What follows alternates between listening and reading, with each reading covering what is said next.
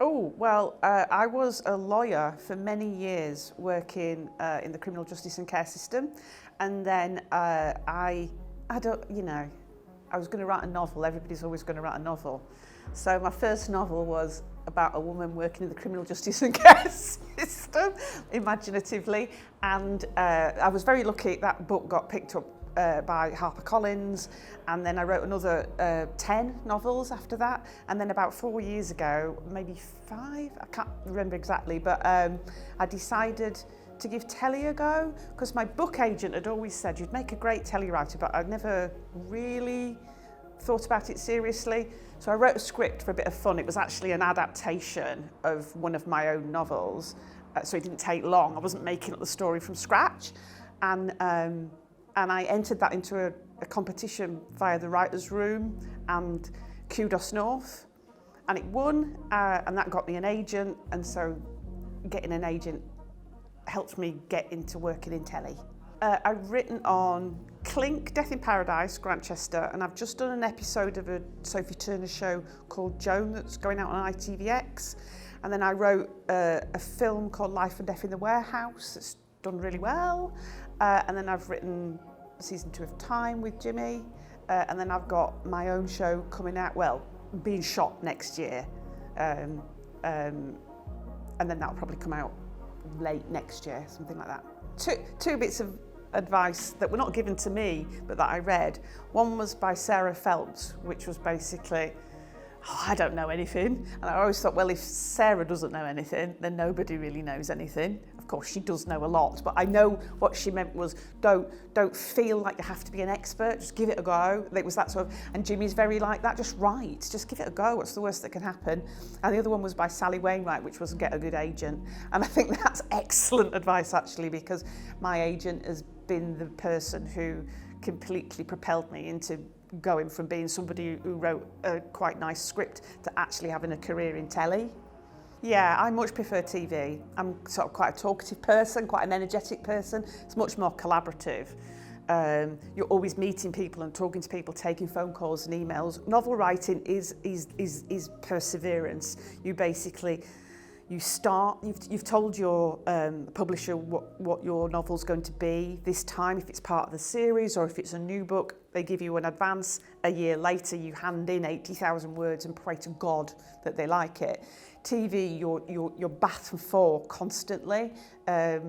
Ideas are changing, merging, morphing, while you're getting notes from the commissioners, producers, directors, co-writers, actors. So the whole thing is in a constant flux, which I know some people find that incredibly frustrating, but I really like it. I find that, and I love production notes. I love nothing better than when you get a call from set that tell you something. It's normally something quite funny, and then you've got to find a solution on your feet quickly, because telly it's too expensive. It can't just stop. I really like that. I think I was like born for that. I don't like, I just love it when I look at my phone and I know they're on set and I know who it is who's ringing me. I think lots of different things can be great for TV, and that's a very different thing to saying what you can convince the networks to green light. Like Jimmy, because he's got such a big name, I think that the commissioners will always want to listen to every idea that he's got. He'll probably tell you that's not true, but I'm sure it is. I think when you're newer, like I am, then you need something with a really clear, something that you can explain quite clearly. And so the commissioners go, oh, I get that, and I know where it'd sit, and I know what it'll look like, and I kind of understand the audience. It's not always easy though, because your ideas aren't always that clear. Yeah, that's the best I can say, really. Oh, what a great question. Jimmy's the Lakes. The Walking Dead, because I've watched that so many times with my kids, and I know that I could watch it again and I'd remember my kids' reactions to it. They're not 5, by the way. They're grown up. What would be my third one?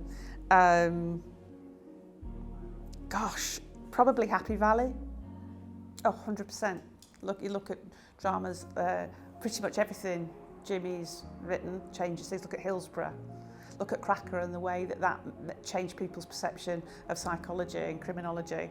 Absolutely. And if you're a writer and you haven't got anything to say, I don't know why you'd bother. No, never. I've got too much to say and too many ideas. So no, sometimes I can get a bit procrastinatory. Is that a word? Like I know I've got to write the script, or I know I've got to write the treatment, and I'm nervous to get started. But once I get started, I'm absolutely fine. I love it. I find it very exhilarating. It's like, you know that line from Billy Elliot, it's like electricity. I find writing like that. That 99% of it never gets made. Whereas when you write a book and if you're already under contract, there'll be a book. It might not do brilliantly, but there'll be a book.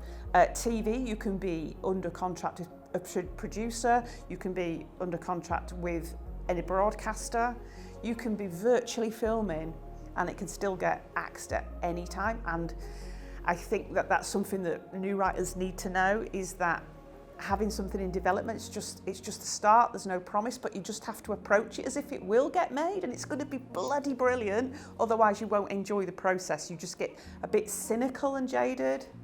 So I would just say, just imagine in your mind that this is going to get made, and that how fantastic that will feel when it's on telly.